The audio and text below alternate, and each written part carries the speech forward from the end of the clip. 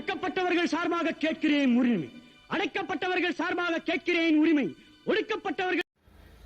கிளிச்சோசியம் பார்க்குறான் பாருங்க ஆலமரத்தடியில், அவன்கிட்ட இருக்கிற ஒரு நம்பகத்தன்மை கூட இந்த கருத்து கணிப்பு எக்ஸிட் போல் பண்றவங்கள்ட்ட இல்லையா?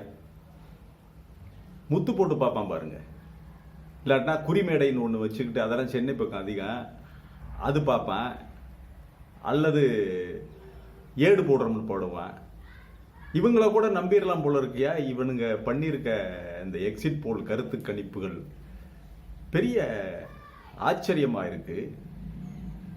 எதை இவங்க யாரை பற்றியுமே மக்களை பற்றி எதையுமே கவலைப்படாமல் என்ன உண்மை என்ன என்ன நடந்திருக்கு இதுல எப்படிங்கிறத பற்றி எந்த ஒரு எடை போட்டு பார்க்கறது எதுவுமே இல்லாம இவங்க பண்ணியிருக்காங்க. ஆச்சரியமா இருக்கு. அதை பற்றி தான் பார்க்க போறோம்.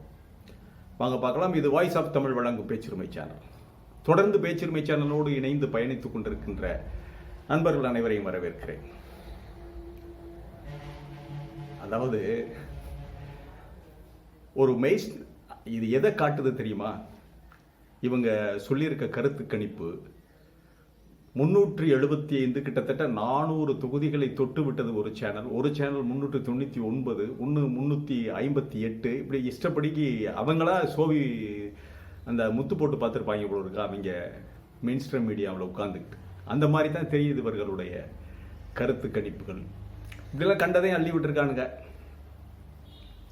சரி, இதற்கு பின்னணியில் இந்த கருத்து கணிப்புகளுடைய பின்னணியில் என்ன இருக்கு? இவங்களுடைய யோக்கியதை என்ன? இவர்கள் எல்லாம் என்ன ஹரிச்சந்திரனுக்கு அடுத்த வீட்டுக்காரனா, இல்லை ஹரிச்சந்திரனா, இல்லை வள்ளலார் சுவாமிகளா, உண்மையே பேசிக்கொண்டிருந்த ரமணரா, இல்லை திருவள்ளுவரா? இல்லை, பிழைப்பை பார்க்க வேண்டியவர்களாக இவர்கள் மாறிவிட்டார்கள். அச்சு ஊடகங்களுக்கு இருக்கின்ற தர்மம் கூட, அச்சு ஊடகங்களுடைய தர்மம் வேற, இவர்களுடைய தர்மம் வேற.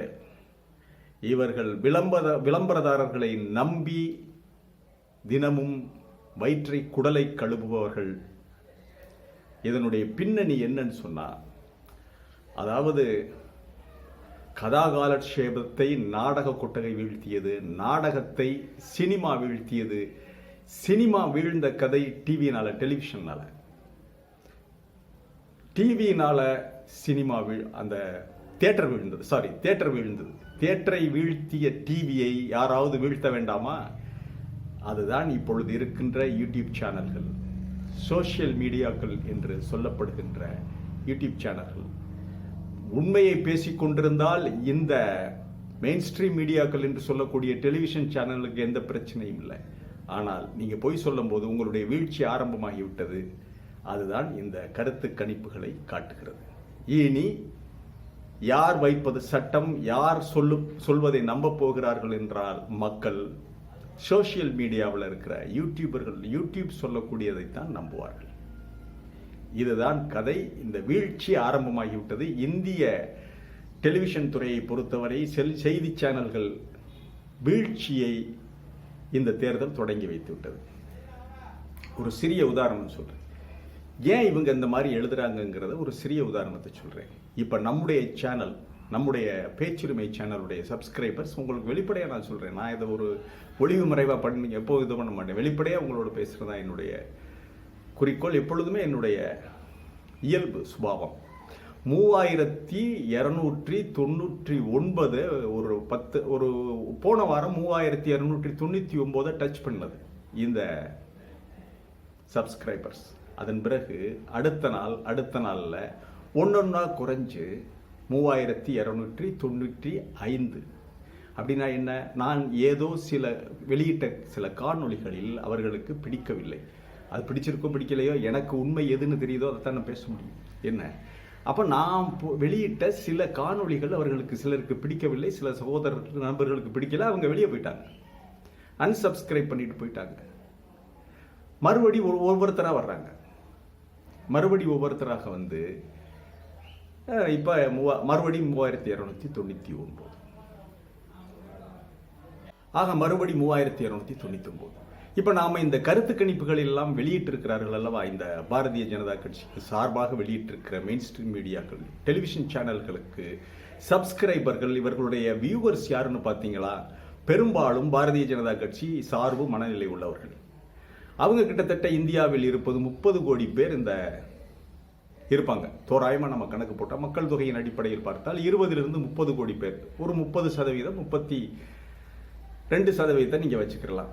இவங்க ஒரு மாதிரியான மனநிலை உள்ளவர்கள். இவர்கள் பிடிவாதக்காரர்கள். தாங்கள் நம்புவதற்கு ஏதாவது ஆதாரம் கிடைக்குமா என்பதுதான் அலைந்து கொண்டிருப்பார்களே தவிர நேர்மையான உண்மையான விஷயங்களை நம்ப மாட்டார்கள். தங்களுக்கு பிடித்ததை நம்புவார்கள். அதான் இவங்ககிட்ட உள்ள சிக்கல். அப்ப இந்த வியூவர்ஸை நம்பி தான் இந்த டெலிவிஷன் சேனல்கள் நடத்துறாங்க. அவங்களுடைய பேசிக் அவங்களுடைய அந்த அடித்தளம் என்பது இந்த பாரதிய ஜனதா கட்சி ஆதரவாளர்கள், RSS இந்து முன்னணியினுடைய சார்பு கொள்கைகளுடைய ஆதரவாளர்களுக்கு அவர்களுக்கு ஆதரவாக பேசி அவர்களுக்கு பிடிக்கின்ற கருத்துக்களை எழுதி உண்மை அல்லாத கருத்துக்களையே பேசி இந்த மெயின் ஸ்ட்ரீம் மீடியாக்கள், இந்த டெலிவிஷன் சேனல்கள் ஒரு லெவல்ல நிற்கிறாங்க. இப்ப நான் என்னுடைய சொல்லிட்டேன், இந்த மாதிரி குறைஞ்சது சில நம்பர்கள் குறைஞ்சது, சில சப்ஸ்கிரைபர் சப்ஸ்கிரைப் பண்ணிட்டு போயிட்டாங்க, திருப்பி வந்திருக்காங்க. இவங்களுக்கு எப்படின்னா அனலைஸ் பண்ற ஒரு டீம் இருப்பாங்க, ப்ரொமோட் பண்ற ஒரு டீம் இருப்பாங்க, மார்க்கெட் பண்ற ஒரு டீம் இருப்பாங்க, எடிட்டோரியல் தனியா இருக்கு. இவ்வளவு பேருக்கு சம்பளம் கொடுத்து கட்டுப்படி ஆகும் இந்த சேனல் நடத்துறது. இப்ப இந்த அனலைஸ் பண்றவங்களுடைய வேலை என்னன்னா, எவ்வளவு பேர் புதுசா தங்களுடைய சேனலுக்கு வர்றாங்க, எவ்வளவு பேர் தங்களுடைய சேனலை விட்டு போறாங்க, இதே விஷயத்தை பேசுகிற மற்ற சேனல்களுக்கு இன்க்ரீஸ் ஆகுதா அந்த சப்ஸ்கிரைபர்ஸ், எவ்வளவு பேர் அங்கிருந்து போயிருக்காங்க, எவ்வளவு பேர் அங்கிருந்து வந்திருக்காங்க, மற்ற சேனல்கள் எப்படி ரைஸ் ஆகுது, எதை பேசினால் அவர்களுக்கு வியூவர்ஸ், எதை பேசினால் அவர்களுடைய சப்ஸ்கிரைபர்ஸ் அதிகமாகறாங்க, வியூவர்ஸ் அதிகமாகறாங்க, அதை அனலைஸ் பண்றதுக்கு ஒரு டீம் இருப்பாங்க. அவங்க டெய்லி அதை அப்டேட் பண்ணிக்கிட்டு இருப்பாங்க. அதை முதலாளியோடு மேனேஜரோடு பேசி அதற்கு தகுந்தபடி செய்திகளை வகுப்பார்கள். அதற்கு தகுந்தபடி அந்த எதை பேசணும்னு சொல்லி வகுப்பார்கள். அவர்களுக்கு உண்மையை பற்றி பிரச்சனை இல்லை, அக்கறை இல்லை. உண்மையை பேச வேண்டும் என்பதை பற்றி இதெல்லாம் கிடையாது. இந்த 2 நாள் பொழுது எக்ஸிட் போல்ல நீங்க அந்த இப்போது இந்த எக்ஸிட் இதை வெளியிட்டிருக்கிற பாரதிய ஜனதா தான் ஜெயிக்கும் என்று வெளியிட்டிருக்கிற இவர்கள் இல்லை, பாரதிய ஜனதா கட்சி தோற்றுவிடும் என்று உண்மையை பேசியிருந்தால் அந்த வியூவர்ஸ்க்கு பிடிக்காது, உடனடியாக 1 கோடி பேர் ஓடிருப்பான், சேனலை விட்டு ஓடிருப்பான், அன்சப்ஸ்கிரைப் பண்ணிட்டு ஓடிருப்பான், வியூவர்ஸ் குறைந்து விடும். குறையாமல் இந்த கோடிக்கணக்கான பார்வையாளர்களை தக்க வைத்துக் கொள்ளுகின்ற ஒரு போராட்டம் தான் இந்த எக்ஸிட் போல். ஒவ்வொரு செய்தியும் இப்படித்தான் கட்டமைக்கப்படுகிறது. அதை நம்பி வாழ்கிற சூழ்நிலைக்கு அவங்க போயிட்டாங்க. இதுதான் விஷயம், வேற ஒண்ணு இதுக்குள்ள இல்ல சார். அதனால பேசாம கிளிச்சோசியக்காரன்ட்ட போய் உட்கார்ந்துடலாம்னு சொல்றேன் நான். என்ன, இந்த விஷயம் இப்படித்தான் அணுகப்படுகிறது. இவர்களுக்கு மனசாட்சியை பற்றி கவலை இல்லை. இவர்கள் வியாபாரிகள், சேனல் வச்சு பிழைப்பு நடத்துகிறார்கள். மிகப்பெரிய அளவில் ஒவ்வொரு மாதமும் வருகின்ற அந்த மெயின் ஸ்ட்ரீம் மீடியா நடத்துறதுக்கு பல கோடி ரூபாய் வேண்டும்.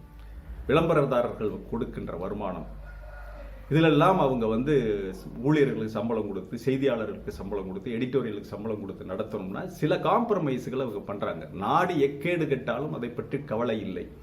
ஏண்டா புறம்போக்குகளா போங்கடா, போய் இவனுங்களுக்கு வேலை வெட்டி இல்லை. இந்த மெயின் ஸ்ட்ரீம் மீடியாக்கள் அழிய போகுது. பாரதிய ஜனதா கட்சியை அதுக்கு அர்ச்சனை பண்ணி கொண்டு தூபம் போட்டு கொண்டிருக்கின்ற இந்த மெயின் ஸ்ட்ரீம் மீடியாக்கள் நாளடைவில் தேய்ந்து காணாமல் போயிடும். உங்களுக்கு அந்த எடிட்டர்களுக்கு வேலை கிடைக்காது.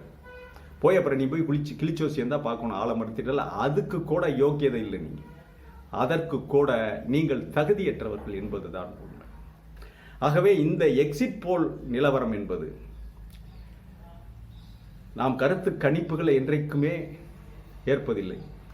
ஒரு 1000 பேர் உள்ள 1000 பேர்கிட்ட மனநிலை என்பது ஈக்குவலா இருக்காது. 1000 பேர்கிட்ட மனநிலை ஈக்குவலா இருக்காது. ஒருத்தன் தப்பு பண்ணிட்டா அதுல 10 பேர் போட்டு அவனை அடிங்கடான்னு அடிப்பான், அடிச்சுக்கிட்டே இருப்பான். அந்த அடிக்கிற 5 பேர்ல போதும் விடும்பான், வந்துடுவான். மறுபடியும் 5 பேரையோ போதுமையா செத்துற போற அப்படியா, என்னப்பா பசிக்குத்தானே திருடுற விடுங்கப்பா அப்படின்னு சொல்லி இவங்க அடிக்கிறவங்களுக்குள்ளேயே தகராறு வரும். ஆகவே இந்த மனித மனம் என்பது அடிக்கடி மாறக்கூடியது.